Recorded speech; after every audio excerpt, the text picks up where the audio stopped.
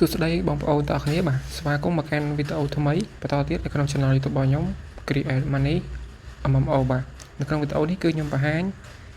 បងប្អូនបន្តិចទាក់ទងជាមួយនឹងការដកលុយជាមួយនឹង game ថ្មីណាដែលយើងបានបង្ហាញបងប្អូនយើង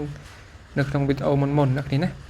អញ្ចឹងខ្ញុំចង់បង្ហាញតនេះបន្តិចទាក់ទងជាមួយនឹងការទៅទស្សនាវីដេអូរបស់ខ្ញុំឬក៏ទៅធ្វើការស្វែងរកវីដេអូដកលុយទៅតាមប្រភេទ game អញ្ចឹងណាអញ្ចឹងបើសិនបងប្អូនចង់តាមដានវីដេអូរបស់ខ្ញុំនៅក្នុង channel នេះបងប្អូនយើងអាចមកមើលនេះនៅក្នុងកន្លែងពាក្យថាកម្រងវីដេអូនេះចុចលើទៅហ្នឹងមកបងប្អូនយើងនឹងឃើញជាមួយនឹងខ្ញុំដាក់ជាមួយនឹង playlist ណាបាទគឺបណ្ដុំបាទដាក់ជាបណ្ដុំជាមួយនឹងប្រភេទ game នេះឥឡូវបងប្អូនចង់មើលជាប្រភេទ game អីបងប្អូនយើងអាចមកមើលតាមឈ្មោះដែលខ្ញុំបានដាក់ហ្នឹងណានេះឧទាហរណ៍ថាបងប្អូនចង់រកលុយមើលវីដេអូនៃការរកលុយនិយាយទាក់ទងជាមួយនឹងការរកលុយជាមួយនឹងក្រុមហ៊ុន Digital Kit MU បង្កើតជំនាញរកលុយអញ្ចឹងណាចុចលើហ្នឹងមកបងប្អូនយើងអាចមកមើលវីដេអូដែលខ្ញុំនិយាយទាក់ទងជាមួយនឹងក្រុមហ៊ុន Digital Kit នឹងបានដែរហើយមួយទៀតបើសិនបងប្អូនចង់រកទៅទស្សនាវីដេអូទាក់ទងមួយ game នេះ game ដកនេះបងប្អូនយើងអាចចុចលើវីដេអូហ្នឹងទៅវីដេអូនៅក្នុង playlist នេះបណ្ដុំវីដេអូទាំងអស់ហ្នឹងគឺសិតតែវីដេអូនិយាយតាក់ទងមួយ game មួយនឹងសុទ្ធអញ្ចឹងណាអានេះគឺខ្ញុំប្រាប់បងប្អូនយើងបែបហ្នឹងបាទបងប្អូនយើងអាចមកមើលនេះកន្លែងពាក្យថាកម្រងវីដេអូឬក៏ playlist ណាគ្នាណានៅក្នុងហ្នឹងណាវាក៏ខាងក្រោមនេះសិតតែប្រភេទ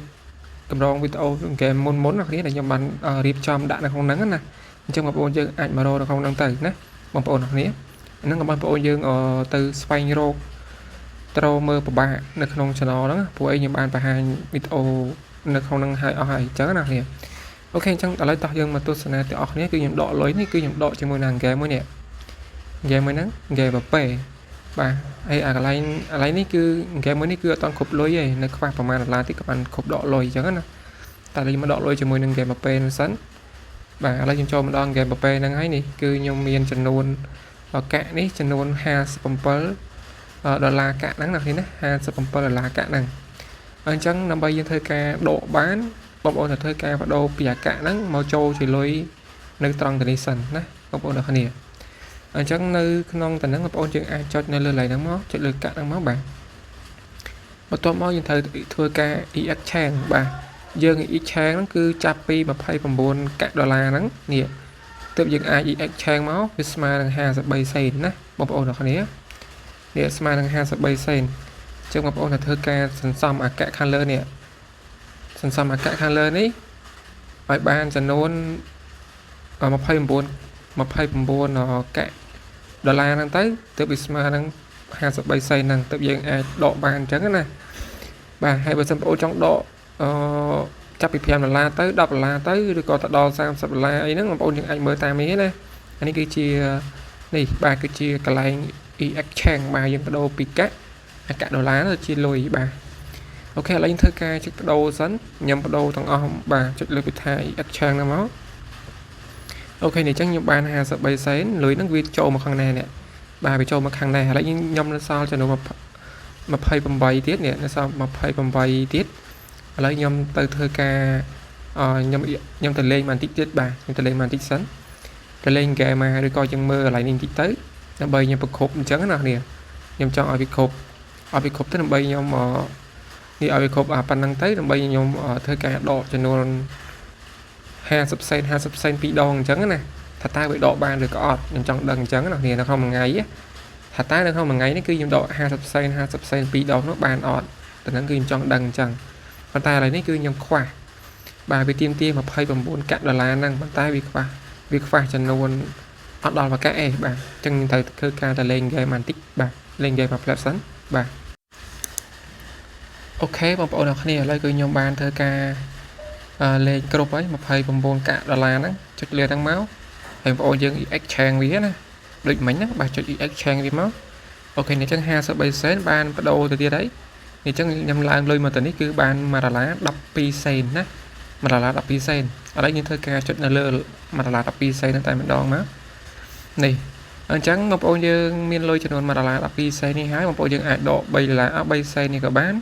ឬក៏ដក50សេននេះក៏បានដែរអញ្ចឹងបងប្អូនចាំមើលតើខ្ញុំដកបានអត់ចាំមើលសិនណាឥឡូវខ្ញុំសាកល្បងដក3សេនសិនចង់ដឹងណាព្រោះអីវីដេអូមុនខ្ញុំដក3សេនអត់បានអញ្ចឹងណាគ្នាលេងធ្វើការចុចពីថា withdrawal ចង់ដឹងអូខេឥឡូវនេះ3សេនដកអត់បានទេណាដកអត់បានទេអត់ដឹងថាម៉េចទេអ្នកគ្នាឥឡូវខ្ញុំដកចំនួន50សេនចុចលើ50សេនខ្ញុំធ្វើការ withdraw អូខេនេះអញ្ចឹង withdraw ខ្ញុំបាន withdraw ទៅនេះគេដាក់ថា submit successful បាទវាឲ្យយើងរងចាំ24ម៉ោងអញ្ចឹងចុចអូខេមកអ្នកគ្នាអូខេអញ្ចឹងបន្ទាប់មកនេះគឺខ្ញុំបានដកទៅហើយ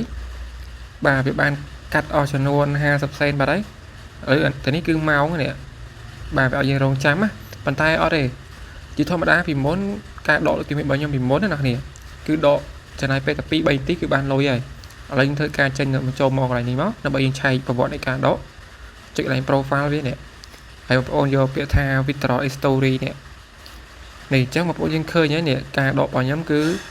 បានចំណាយពេលទៅដល់38សេកង់ហើយ38វិនាទីអញ្ចឹងវាចេញពាក្យថា processing ឡើយទេបាទបើសិនជាវាចេញពាក្យថា success ពណ៌នេះអក្សរពណ៌បៃតងបែបនេះគឺបានន័យថាវាជោគជ័យអញ្ចឹងណាបាទអញ្ចឹងបងប្អូនរងចាំបន្តិចទៅប្រហែលជា2ទៅ3នាទីយ៉ាងយូរគឺបានលុយហើយចូលទៅក្នុង PayPal ហើយអានេះគឺខ្ញុំធ្វើការដកប្រហែលបងប្អូនយើងសាកល្បងជាមួយនឹងវីដេអូទី2តាក់ទងជាមួយនឹងហ្គេមពពែនេះបាទចឹងខ្ញុំបានដកហើយមិញហ្នឹងបាទឥឡូវនេះគឺបងប្អូនយើងអាចដកចំនួនបងប្អូនយើងមានលុយចំនួន62សេនហ្នឹងគឺចង់ដកគឺដកបានទៀតប៉ុន្តែគាត់ថាវាមាននាទីតតែបងប្អូនយើងនេះឥឡូវវា success នេះបាទនេះវាបានដាក់ថា success ហើយតតែវាផុតនាទី5ម៉ោងនេះតតែផុត5ម៉ោងហ្នឹងទើបយើងអាចដកចំនួន50សេនហ្នឹងបានម្ដងទៀតអ្នកគ្នាណាគឺយើងអាចដកម្ដងបធួន2ដង3ដងបានទេវាមានម៉ោងមាននាទីរបស់វាអញ្ចឹងណានេះឃើញអត់ឥឡូវបងប្អូនចុចលើសញ្ញាខ្វែងនេះបងប្អូនចេញមកមើលប្រវត្តិនៃការដករបស់យើងវិញនេះចូលឡើងដដែលមកពាក្យថា withdraw history នេះចឹងបងប្អូនឃើញការដករបស់យើងគឺ success បាទហើយចឹងចំណាយពេលតែ1នាទីទេឃើញអត់នេះតែ1នាទីទេគឺយើងបានលុយបាត់ហើយបាទអូខេចឹងបងប្អូនឃើញទាំងអស់គ្នាហើយការដកជាមួយនឹង game នេះគឺដកបានជោគជ័យចំណាយពេលដល់2នាទីបងនេះចឹងគឺដាក់ថា success អញ្ចឹង game នេះគឺខ្ញុំដកបាន2ដងទាំងលើកនេះបាទ game បាន1ដុល្លារហើយបានរួចហើយកាត់1រៀលអូខេអញ្ចឹង50សេននេះវាគ្មានអីជាច្រើនខ្លាចជាអ្នកមានទេប៉ុន្តែគាត់ថាវាខ្ញុំអត់ដែរលេងហ្គេមណាដែលវាអាចដកលុយបានដោយប្រភេទហ្គេមទាំងអស់ហ្នឹងណាពីមុនគឺខ្ញុំលេងហ្គេមណាដូចជាហ្គេមផ្សេងគឺអត់ដែរបានលុយត្រឡប់មកវិញអត់ដឹងពីក្បួននៃការលេងក្បួននៃការរយប៉ុន្តែឥឡូវនេះគឺខ្ញុំដឹងហើយខ្ញុំលេងតែហ្គេមមួយណាដែលអាចរកលុយបានដែរទោះបីជាវារកបាន1សេនឬក៏10សេនឬក៏20សេន50សេនក៏ខ្ញុំត្រូវតែធ្វើការលេងសន្សំវាដែរអាហ្នឹងគឺជាឆន្ទៈរបស់ខ្ញុំបែបហ្នឹងណាគ្នាអញ្ចឹងខ្ញុំបញ្យល់បងប្អូនយើងម្ដងទៀតបាទបងប្អូនយើងម្ដងទៀតតាក់ទងជាមួយនឹងកន្លែងនេះតោះតែបងប្អូនយើងចង់ដកម្ដងទៀតឧទាហរណ៍ថាបងប្អូនយើងមានលុយទៅនឹងច្រើនចង់ដក50សេនឬក៏5ដុល្លារឬក៏10ដុល្លារអញ្ចឹងចង់ដកម្ដងទៀតជា2ដងម្ដងជា2ដងអញ្ចឹងណាអញ្ចឹងតោះតែវាផុតនាទីវានេះបាទវាផុតនាទីរបស់វាទើបយើងអាចធ្វើការដកបានម្ដងទៀតហើយទីនេះវាដាក់ថានេះ lady ស្អីគេបាទវាចង់ថាបានថ្ងៃគឺដកបានម្ដងអញ្ចឹងណាបងប្អូនមើលតែហ្នឹងណាអ្នកនាងវាដាក់ពាក្យហ្នឹងណាអូខេអញ្ចឹងវីដេអូនេះគឺខ្ញុំមានតែប៉ុណ្្នឹងទេបាទអរគុណច្រើនចំពោះការតាមដានទស្សនារបស់បងប្អូនយើងតាមពិតទៅវីដេអូនេះបើសិនជាយើងធ្វើការដកយកហ្មងគឺខ្លីទេប៉ុន្តែខ្ញុំចង់បញ្យល់បងប្អូនយើងពីតាណាដើមតោនៃការដកអញ្ចឹងណា